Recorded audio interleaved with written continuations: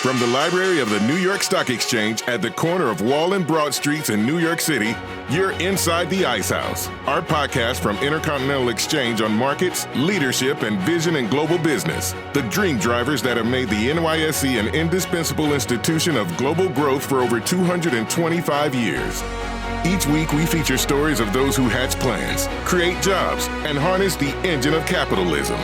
Right here, right now at the NYSE and at ICE's exchanges and clearinghouses around the world. And now welcome inside the Ice House.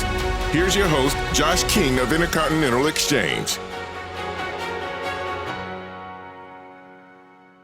This year, in the annals of American popular culture, marks the 50th anniversary of D.B. Cooper's infamous hijacking in his flying leap from a Boeing 727 with $200,000 in cash strapped to his body. To this day, it remains a mystery what happened to the hijacker or the money, but many have speculated. Most recent was the quick scene in the Loki series from Disney, that's NYSE ticker symbol DIS, showing the titular character dressed as the fugitive. The hijacking also heralded the end of the glamorous days of air travel, as the FAA and other agencies began to clamp down on security to make such an event unlikely to ever happen again. Certainly, the Cooper hijacking brought intense media attention to the snafu that allowed one man with a slip of paper to make off with $200,000 in cash, but that isn't the full story. See, back in 1970, Congress gave the FAA responsibility for airline safety for the first time. The next year, the Occupational Safety and Health Administration was established and began working with the FAA to improve the safety for airline employee work areas. And then the debut of the Boeing 737 and expansion of airline routes not only set the stage for deregulation and cheaper tickets, but also increased attention on the industry. After Cooper's crime, there were 50 hijackings in the U.S. over just the next 2 years. But none were so colorful as his, so they faded from our collective memory. So why am I telling you all this? It's easier to remember one major event than a slowly changing process. That isn't just true for history, but it applies to current events as well. The headline story of the market this year has been meme stocks and their impact on trading, but that obscures the bigger story of what happened over the past couple of years to set the stage for the rise of the retail investor. Innovation and market structure have allowed a more diverse group of stock pickers to enter the markets. Trading platforms have allowed anyone to implement complex strategies through an app on their phone. Zero commissions means stockholders can quickly and inexpensively move in and out of positions, particularly among cheaper stocks where fees would have been prohibitive. Technology makes buying and selling fractional shares possible as well, lowering the price point of even the most expensive blue chip stocks. All of these changes happened slowly and steadily, ushering trading to the current state of affairs. Our guest today, Rosenblatt Securities' Justin Schack, has been studying the underlying market structure and its development since well before anyone knew what a meme stock was. He returns to the podcast to discuss the influx of retail trading activity, how off-exchange trading has grown substantially, and what Washington is looking to do about it. Our conversation with Justin Schack is coming up right after this. Now a word from ABB Limited, NYSE ticker ABB.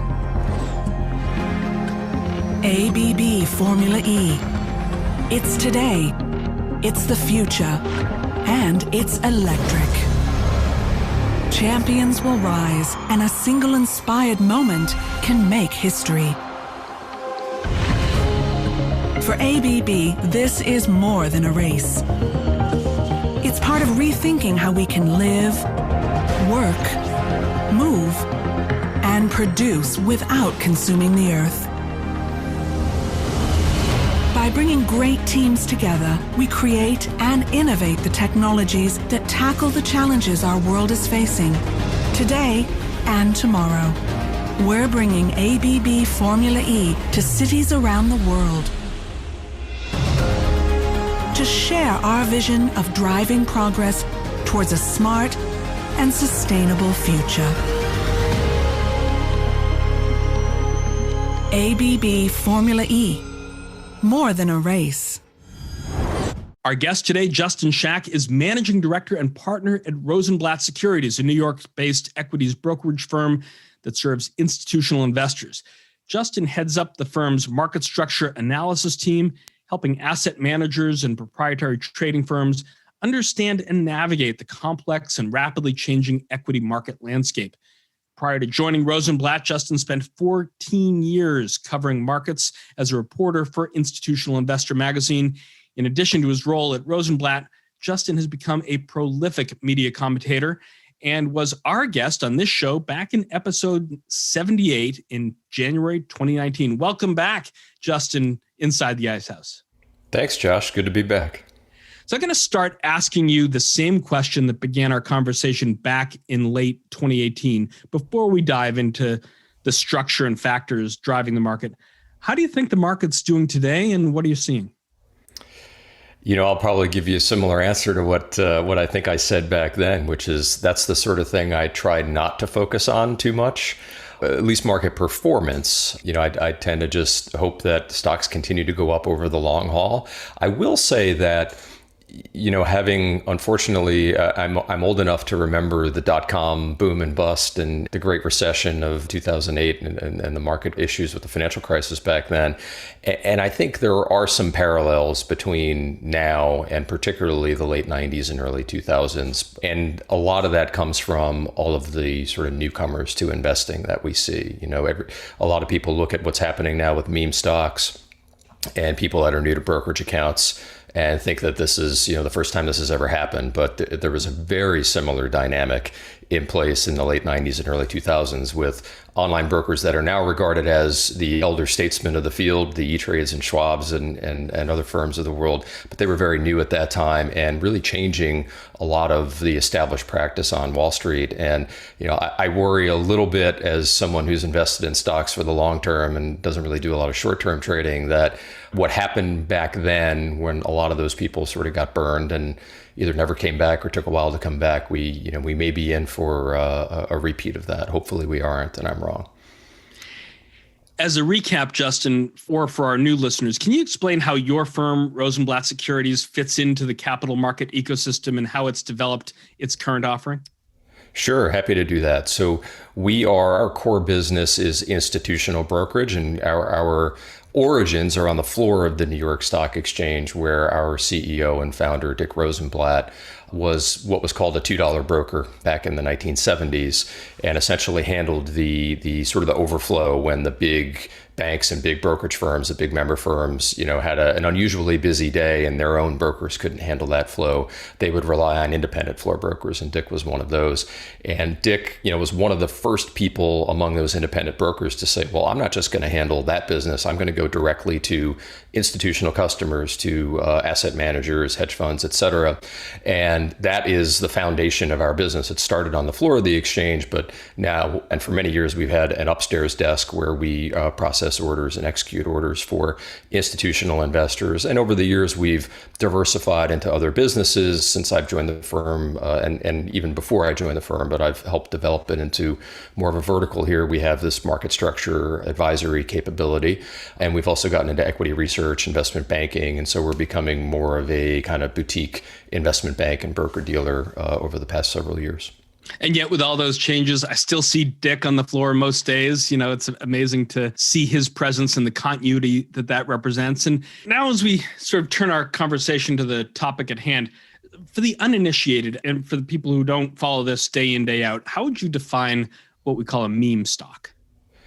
So a meme stock is essentially, it's part of a phenomenon, as I see it, in which investors, some of whom are completely new to the market, but others that have been around trading for many years, are getting involved in trading it and egging one another on at the same time, and using forums like Reddit to aggregate themselves and amplify their power in the market. And there's sort of a contagion aspect to it, or sort of a crowd aspect on steroids, right? Because there's so many people that have glommed onto this idea and they're fueling one another.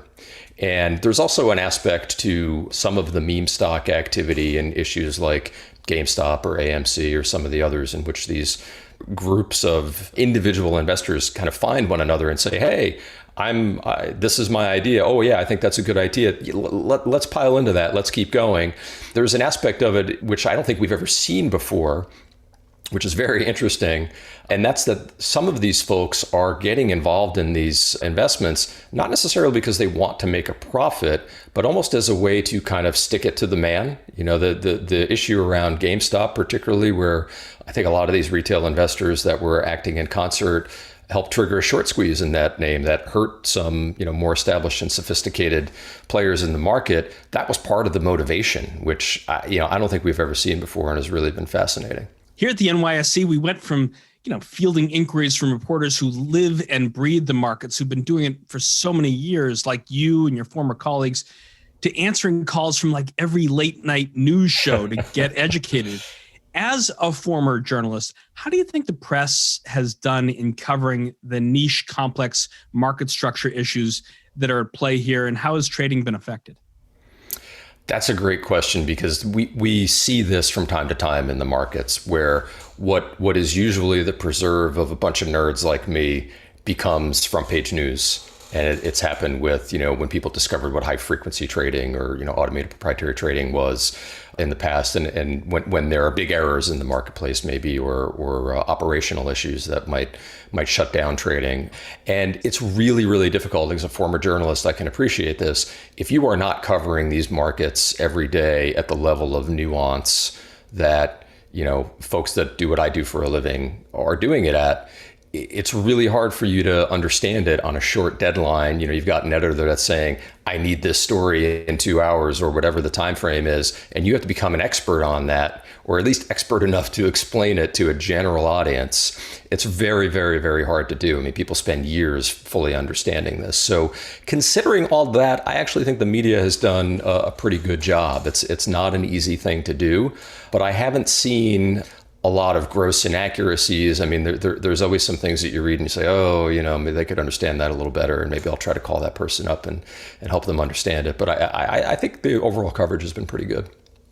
I mean, talking about some of the coverage, Justin, even the physics and chemistry science journal Entropy took a break from publishing on the latest thermodynamics breakthroughs to devote 24 pages to an article titled Information Theoretic Casualty Detection Between Financial and Sentiment Data.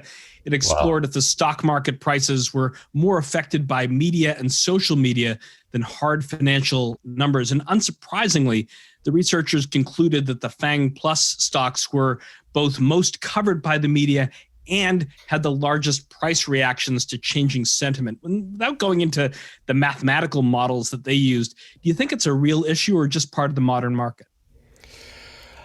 I think it's always been part of markets, right? I mean, there are people who believe that the markets are hyper efficient and the price always reflects the fundamentals and all the information that can be known. But I think what we see in practice is that it frequently doesn't. And there are frequently times when prices don't, agree at all with fundamentals. And this is an extreme example of that, where we've had several of these issues that the price has swung wildly, totally out of whack with what the actual prospects or profitability of the companies is. But it's certainly not new. That the magnitude of it perhaps is new and concerning. And I think it's appropriate that it's caught the attention of policymakers who are saying, look, we don't want our markets to function like this on a regular basis, or for all stocks to be trading this way. So let's try to figure out what happened.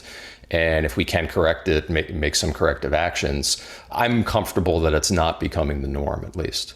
So, Justin, I watched your session at the Cato Institute's conference. This year's theme was fair shares, retail investors, and the future of equity markets, exactly what we've been talking about. The first half of that panel focused on fairness and if retail investors are disadvantaged.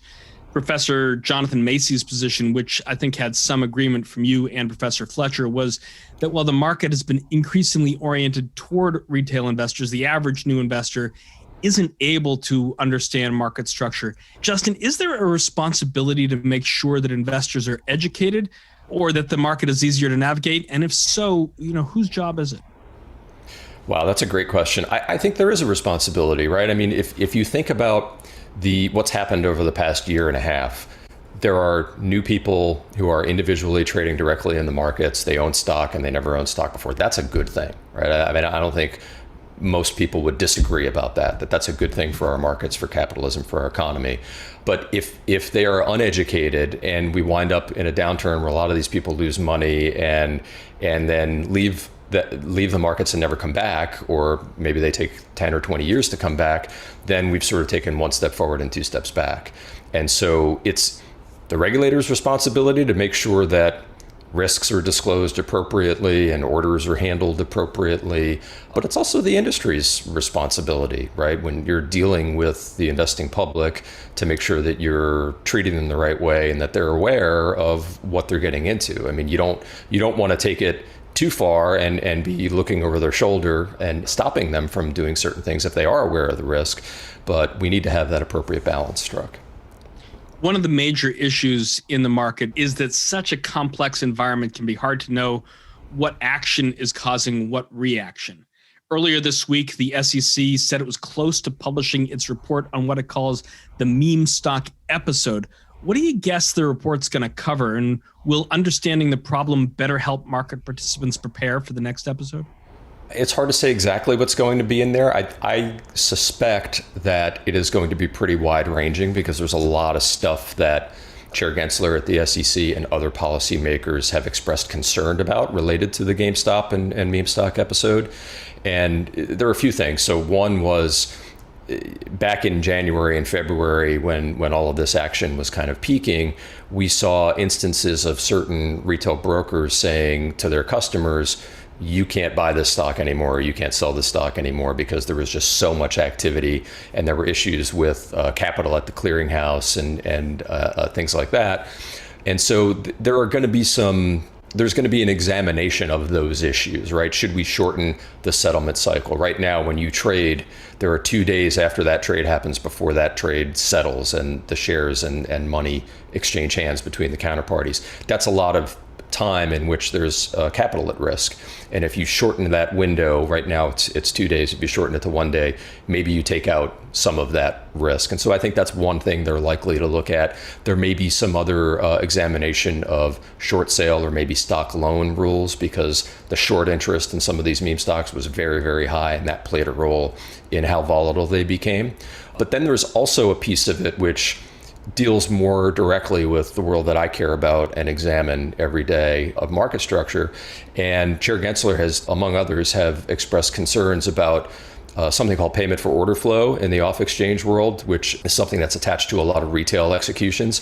And then also about the level of off-exchange trading, because most retail orders are executed off-exchange, and the market share of off-exchange venues has gone up dramatically. It was about 36% before zero commissions were widely adopted in the fall of 2019. It went up to 47% in January, which was a record. And we're still at about, somewhere in the low to mid 40s, depending on which day you look at it. And I think he's expressed a concern that we're letting the off-exchange sort of private market portion get so high, and it might be damaging the quality of the public markets where price quotations are displayed, which is really central to the whole functioning of the stock market. So I think there's going to be a lot of attention paid to those issues as well, and potentially some rule proposals that follow that might change the way market structure works. This week, there was the hearing at the Senate Banking Committee that Chair Gensler testified at. And while that was going on, I think as they were discussing payment for order flow, we'll refer to it as its slang shortening, PFOF. You tweeted, "I have no position on whether PFOF should be banned or not, but I'm willing to bet any member of the committee that if PFOF went away, commissions in retail brokerage would remain at zero." So before we go more into that topic, why don't you have a position on it? And can you offer a quick summary on what PFOF really is before we dive into the current controversy?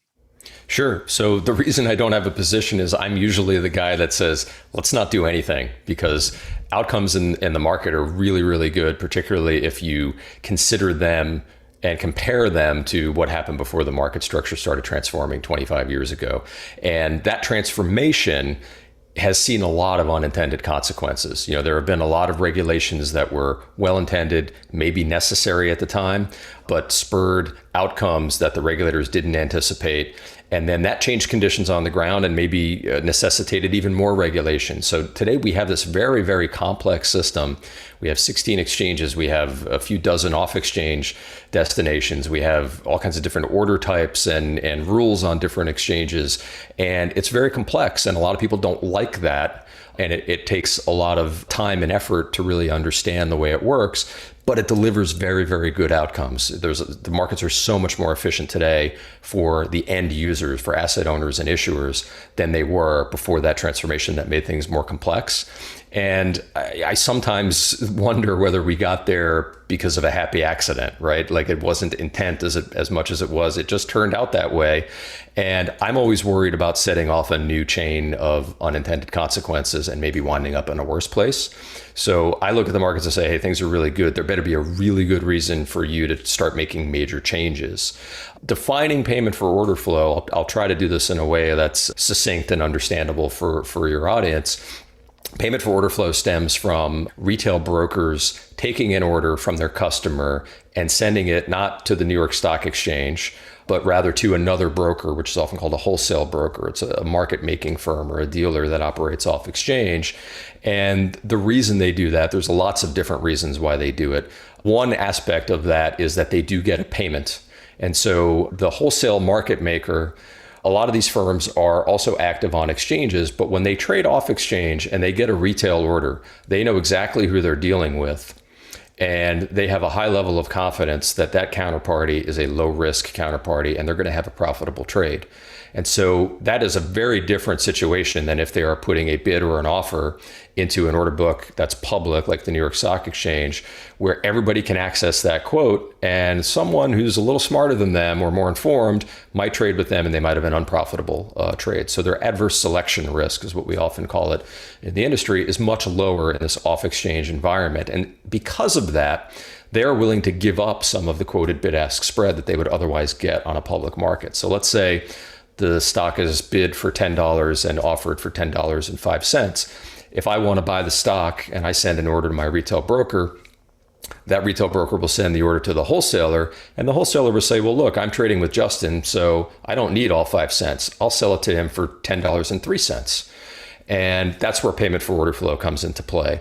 In a lot of cases, brokers that accept payment for order flow will take some of that 2 cents and keep it for themselves as revenue. And the customer will still get price improvement. So in this instance, maybe I'll buy the stock for $10.04 and my retail broker will keep a penny per share as payment for order flow. That's part of the reason why they send orders off exchange, but it's not the entire reason. And so why I said that commissions will remain at zero, I think there are two misconceptions about payment for order flow. One of them is that there is a direct link between payment for order flow and off exchange. And as I said before, payment for order flow is just one of the reasons why retail brokers will send their customers' orders off exchange instead of to exchanges. And I'm not going to get into all of those reasons now, but trust me, they exist and they are powerful incentives. And so if you got rid of payment for order flow, you would still see all of those orders, like the one I just described to you in that scenario, still going to off-exchange market makers. And there are big retail brokers today that do not accept any payment for order flow and still send their customers' orders to wholesalers. The other misconception is that there is this very direct, almost one-to-one link between the value of the payment for order flow and the commission, that as long as the customer, the broker gets payment for order flow, there's going to be no commission. And if the payment for order flow goes down, the commission has to go up. Or if it goes away completely, then there has to be a commission. And I just think when I look at the retail brokerage industry and the way retail customers act and what they care about, there will be the locus of competition in that industry is on the commission.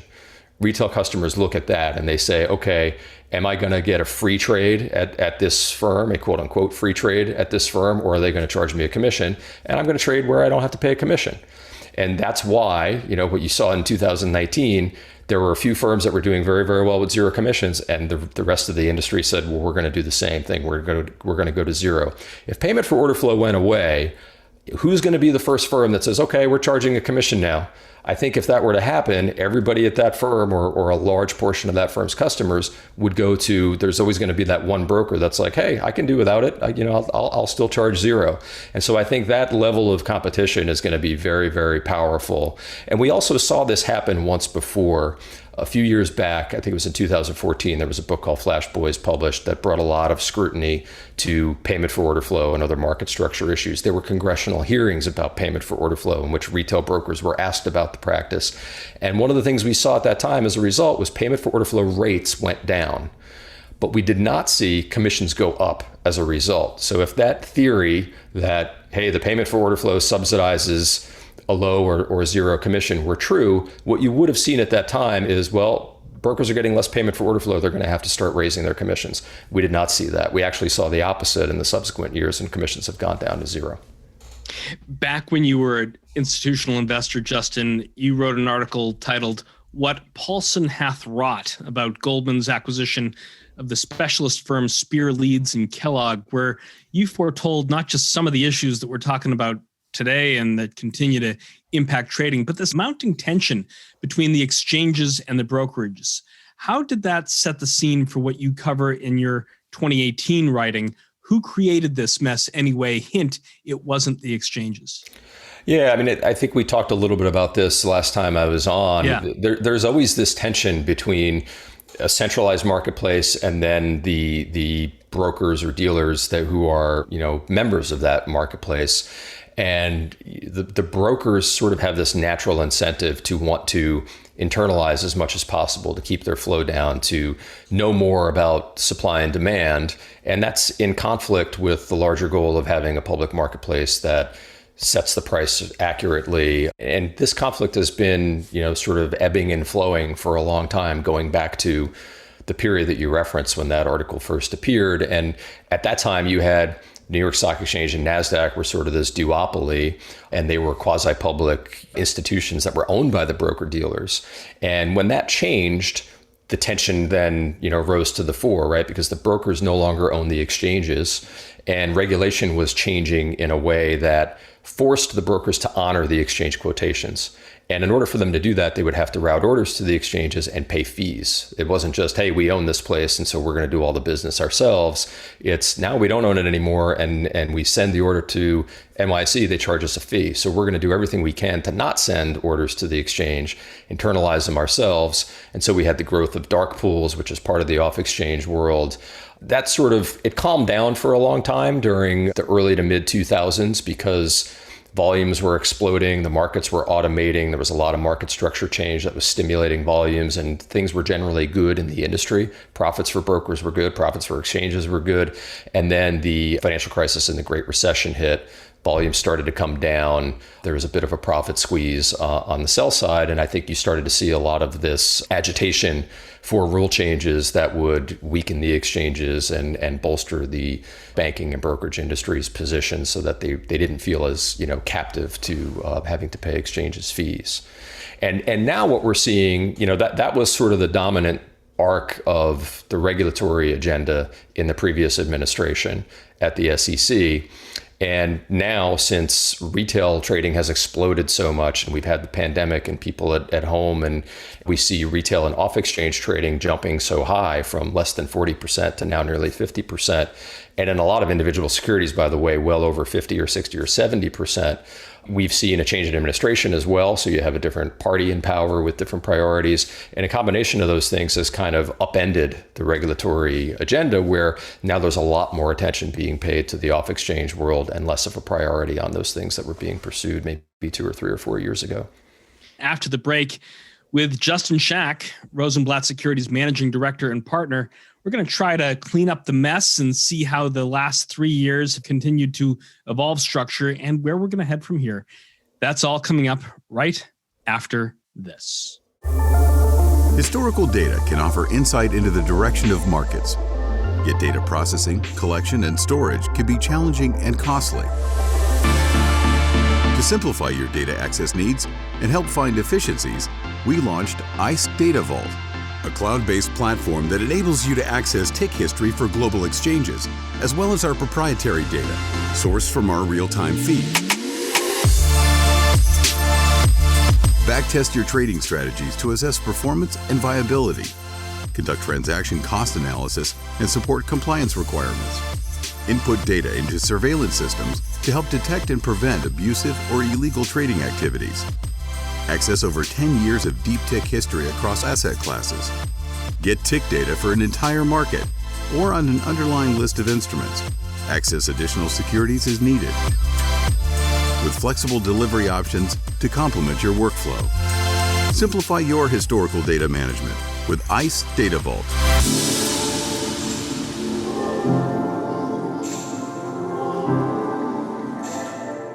Welcome back. Before the break, Justin Schack, Rosenblatt Securities Managing Director and Partner, and I were discussing payment for order flow and some of the other market structure topics that he's been focusing on. We were discussing your 2018 writing on equity market structure reforms, Justin, which was written at a time when about a third of the trades were happening off the lit exchanges in the dark pools that you mentioned right before the break.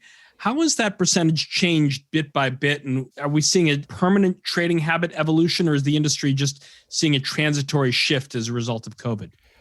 I think it's both, Josh. I think there's sort of a secular element to this that's related to zero commissions. And then I think there's a maybe transitory piece of it that's been more related to the pandemic and maybe new people coming to the markets, and whether those new people will still be around after we get a prolonged downturn is an open question. In terms of the growth and quantifying that a little bit, I go back to, I think it was September 2019. We saw 36% of total US stock volume done off exchange. And then in October 2019 was when the major brokerage firms adopted zero commission policies. You already had a few of the newer brokers, the app-based brokers that were charging zero commissions and doing very well with it. And then the rest of the industry adapted to that. And then the whole industry essentially was zero commissions. And then over the next few months, retail participation grew, and so did off exchange, because most of these retail orders are executed off exchange. So by January of 2020, we were at 40% done off exchange. And then if you fast forward another year, January 2021 was when GameStop was going crazy. We hit a record high, 47%. And I believe December was 46, January and February were both 47%. And those 3 months were very, very active.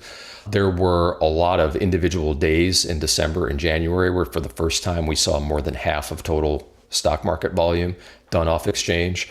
And as I indicated before, when you look at the top 20 securities by volume, as a group, they are routinely over 50%. They still are now. And then there are some individual securities in there, particularly the ones that are favored by retail, some of the lower price stocks in particular, where you see over 60%, even over 70%. So the growth has been pretty dramatic in a relatively short period of time. So we've come through the tenure of Jay Clayton as SEC chair. We are now several months into the tenure of Gary Gensler as SEC chair. You mentioned these numbers, average of 40% off exchange to 47% off exchange. You mentioned those instances where there have been 60 or 70% off exchange in particular names. What impact does liquidity moving off exchange have on price discovery? How concerned should we be? I think we should be concerned. I know I am. I think it's worth asking the question. And that question is, as there's more private market activity, are the public markets being harmed? And you've mentioned Dick Rosenblatt a few times during our conversation. And, I've learned so much from Dick over the years, not only in the 13 years I've been at Rosenblatt, but in the several years before that in which I knew him. And he's always someone who reminds me, look, we have to remember why markets exist. Markets exist to get the price right.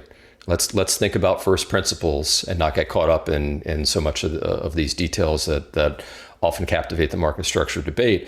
And if you're trying to get the price right, you think about it just from like an economics 101 standpoint, you want to maximize the interaction of supply and demand.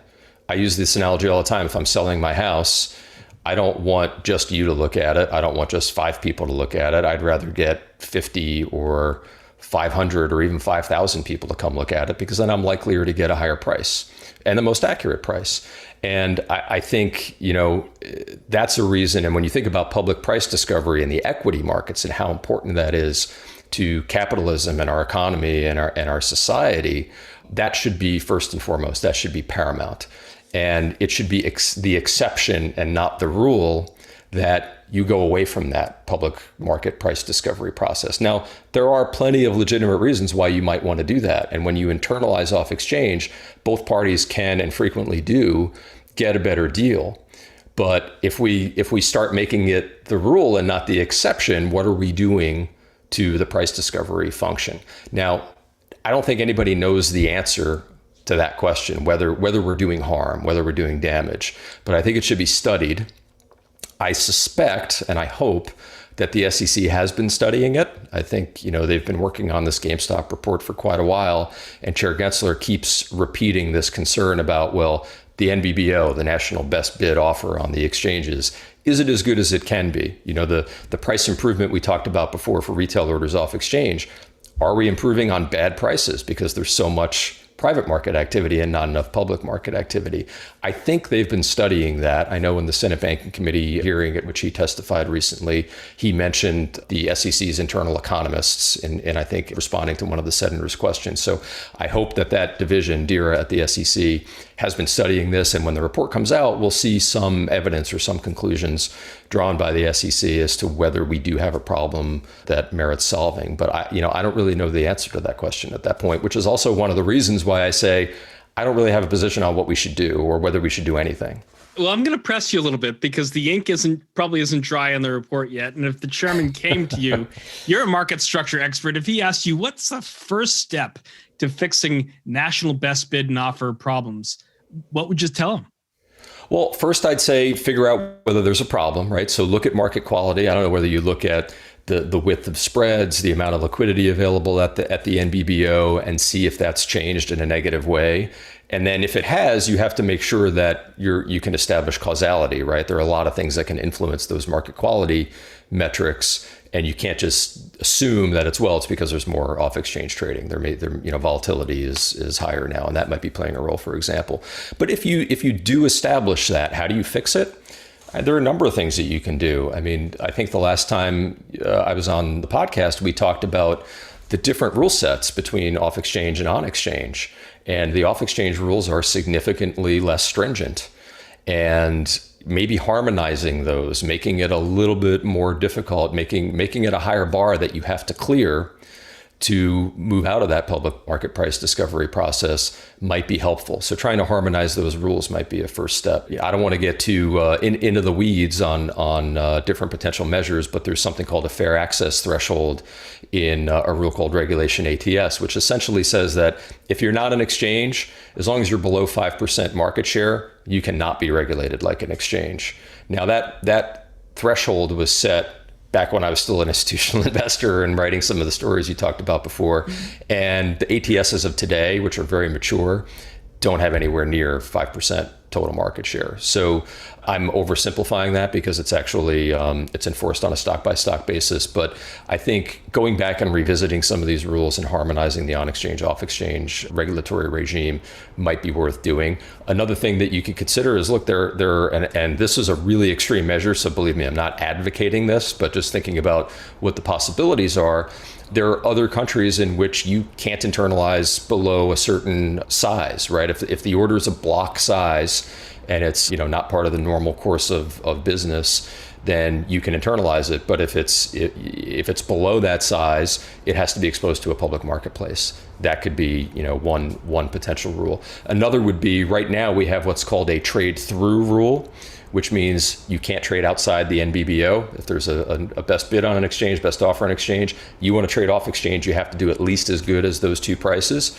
We might move to a trade at rule, which means not that you can't trade through those quotes, but you also can't just match them. You can't trade at the best quotes. You have to significantly improve upon them. Again, raising that bar for going outside the public price discovery process. So these may be some of the things that the SEC is thinking about. While I'm somewhat relieved that there's a more balanced approach, I think, to considering the whole picture of market structure, I'm also wary of doing anything big because of the unintended consequences problem that we talked about earlier. Let's get just slightly more granular, Justin, if we can geek out just a tiny bit more, because you set the first principle, the first activity, which is going on now, which is identifying whether there's a problem or not. But for this conversation, let's talk about maybe some of the other solutions that are being bandied about. The first, one of them concerns tick sizes and the inability for exchanges to provide sub-penny quotes. Can you explain what a tick size is and how having different rules for the lit and unlit trading venues impacts how stocks can trade in that specific instance? Yeah, sure. And I'm happy to nerd out and geek out as much as you want. So I'm glad you asked this question. Tick size is essentially the minimum price variation. So right now on an exchange, on any exchange in the United States, you can quote in increments of 1 penny, but no finer. So you can quote $10.00 to $10.01, but you can't put in a quote for a fraction of a penny. The minimum variation in a quoted price is 1 penny. And that applies to every stock. And that one size fits all approach doesn't serve the full universe of US securities particularly well. And so one of the things that a lot of folks are looking at, and I think would actually have pretty broad support in the industry, would be, and there's actually a rule in Regulation NMS that prohibits any exchange from accepting or displaying a sub-penny price quotation. Somehow reforming that rule, or maybe also implementing what's sometimes called an intelligent or flexible tick size regime, where you group stocks together and each group has a different tick size. So Europe does this already. Japan does this already. Many other markets, developed markets around the world, have customized tick sizes. And the reason that that's important is you take a stock like Amazon that trades for thousands of dollars per share, and you compare it with, let's say, Sundial Growers, which happens to be one of the most active stocks of the past couple of years. It trades around $1. The bid-ask spread as a percentage of $1, 1 penny as a percentage of $1, is a much, much bigger value than it is 1 penny for a multi-$1,000 stock. And so particularly for a high volume stock like Sundial, the natural bid-ask spread in that stock is absolutely going to be finer than 1 penny. But exchanges can't display that type of market right now. So what you see is a lot of the volume winds up going off exchange so that they can trade within that penny increment, because the off exchange venues are not held to that same standard.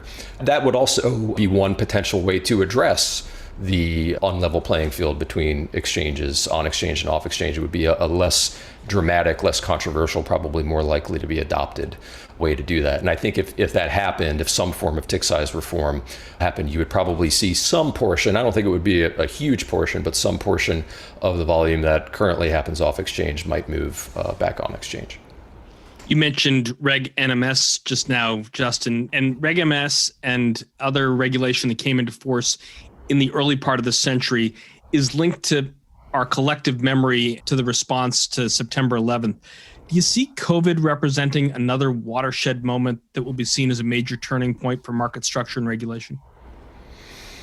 That's a great question, which I haven't thought about before. And it could be, but I think it would be indirect, because it's not so much a response to COVID that we're seeing right now in the policymaking community. What we're seeing is a response to the meme stock phenomenon and the growth of retail and off-exchange trading. And that has been fueled by COVID. We talked before about there were kind of 2 big steps up in retail and off-exchange. The first was before COVID with zero commissions, but the second was the pandemic. And so I think there could be something to that where, it wouldn't be direct. It wouldn't be regulators said, well, we have to do this because of COVID. But the market dynamics that we've seen because of COVID are prompting scrutiny on some of these issues that could result in, some pretty dramatic change. We don't know yet. Hopefully we'll know in the coming months what exactly the regulators want to do. As we wrap up, Justin, this conversation has covered a lot of ground, but is there a topic that we haven't touched on that you think is being ignored today, but is going to become a defining topic for market structure in the coming months and years?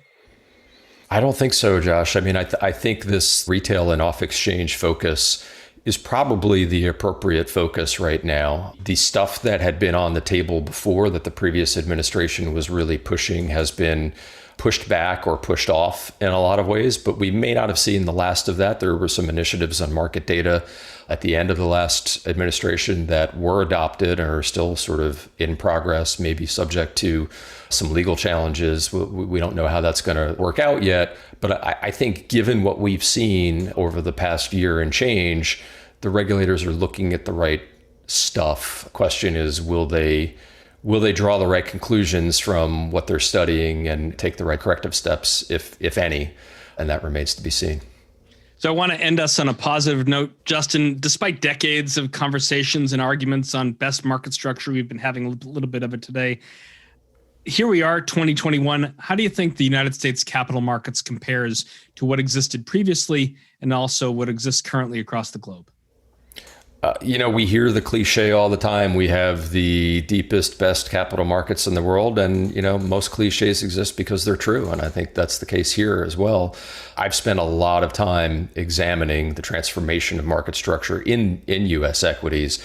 And there is no doubt that what exists today, even though, as you intimated in your question, people argue about it all the time and always want to try to make it even better than it already is, it's light years ahead of where we were 25 years ago. I mean, the market was way more inefficient. There was all kinds of money that now goes into investors' pockets that went into various intermediaries' pockets because of greater inefficiency back then. And if you look at our markets, just the level of participation, the level of volume and liquidity, and compare them with other equity markets around the world, we are the biggest and I believe the best. So, and if you look at what's happened under the pandemic, the resiliency of those markets has been extraordinary, and we should all be proud of that, particularly as so many of us were scattered to our homes and remote sites. The industry came through that very, very, very well. Volumes were through the roof. We set volume records. And so to be able to cope with all of that, to go through circuit breakers and everything else that we had to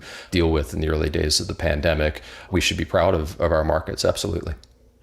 Resiliency and light years ahead of where we were 25 years ago. Great conversation, Justin. Thanks so much for joining us inside the Ice House. My pleasure, Josh. Enjoyed it. Thanks. And that's our conversation for this week. Our guest was Justin Schack, Rosenblatt Securities Managing Director and Partner. If you like what you heard, please rate us on iTunes so other folks know where to find us. And if you've got a comment or a question you'd like one of our experts to tackle on a future show, or experts at other firms like Justin, email us at icehouse@ice.com or tweet at us at IceHousePodcast. Our show is produced by Pete Ash with production assistance from Stefan Capriel and Grace Devlin. I'm Josh King, your host, signing off from the library of the New York Stock Exchange. Thanks for listening. We'll talk to you next week. Information contained in this podcast was obtained in part from publicly available sources and not independently verified. Neither ICE nor its affiliates make any representations or warranties, express or implied, as to the accuracy or completeness of the information, and do not sponsor, approve, or endorse any of the content herein, all of which is presented solely for informational and educational purposes. Nothing herein constitutes an offer to sell, a solicitation of an offer to buy any security, or a recommendation of any security or trading practice. Some portions of the preceding conversation may have been edited for the purpose of length or clarity.